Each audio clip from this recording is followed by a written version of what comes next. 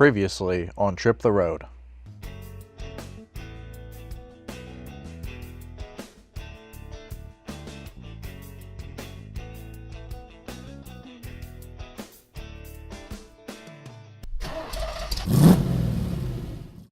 Time was short. The engine mounts I ordered earlier in the week didn't show up till Thursday, and I couldn't take the car to get tires until these were installed, as changing them after the fact may affect the alignment. I wanted to change them during the engine swap, but I had trouble finding a place that sold all 5 mounts. Advance only carried 2 of the mounts, and the sellers on Amazon had questionable shipping times for these parts. I ultimately found a site that could ground ship them by Wednesday, but UPS dropped the ball and handed my shipment off to the USPS, who didn't deliver it till the next day. Luckily, my shipment arrived intact and I was able to install all of the mounts, except I ran into a problem with the rear mount. I was missing an uncommon size metric bolt. Alright, so I went to Home Depot. They didn't have the bolt. All the other stores were closed that late. Time is short, so I'm going to improvise. I've been told that modern GM wheel studs are 14 by 1.5 millimeters, which will fit the application as shown here on this diagram. So what I'm going to do is sacrifice this wheel spacer in the name of autocross. I feel kind of guilty because they are nice wheel spacers, but I'm hoping tomorrow I can get the right bolt and I can actually just hammer this stud back in if I don't mar this thing up too badly. Desperate times come for desperate measures.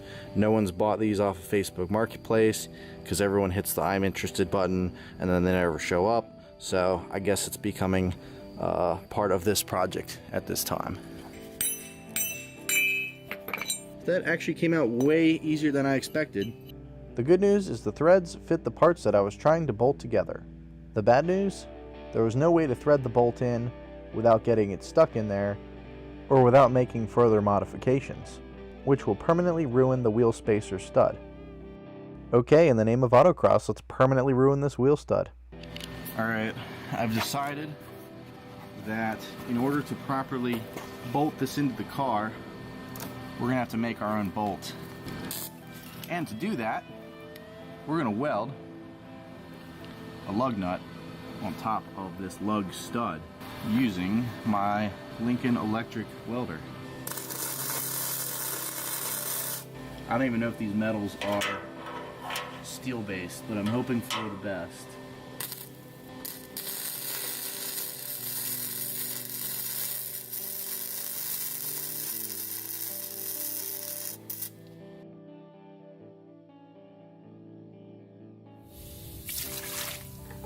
One hot bolt.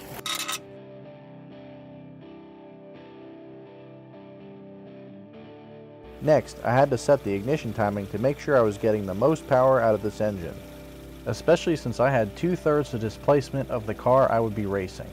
After that, I just had to wait for the tire shop to open and hope they have the correct tires. It was now Friday and I needed to get tires ASAP. I had less than 8 hours before I wanted to get on the highway, and I wasn't even sure if I could get the right tires today. So I drove on over to Radial Tire of Silver Spring, and they hooked me up with some awesome Yokohama tires that didn't break the budget. Unfortunately for me, I came on a really busy day, and I ended up getting stuck there till about 5 p.m. But at the end of the day, I had brand new tires and a 4-wheel alignment that was spot on.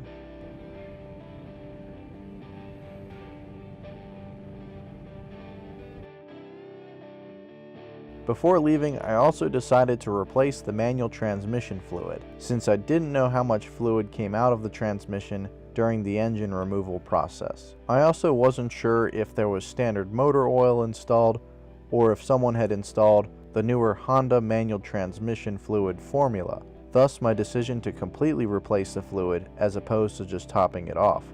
These transmissions actually shipped with standard conventional motor oil for transmission fluid, and only later did the backwards compatible Honda MTF formula come out, which supposedly offers better lubricity for synchros and other vital transmission components.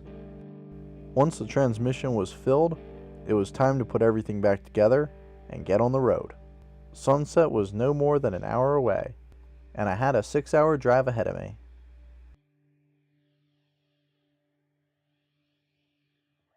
Next time on Trip the Road.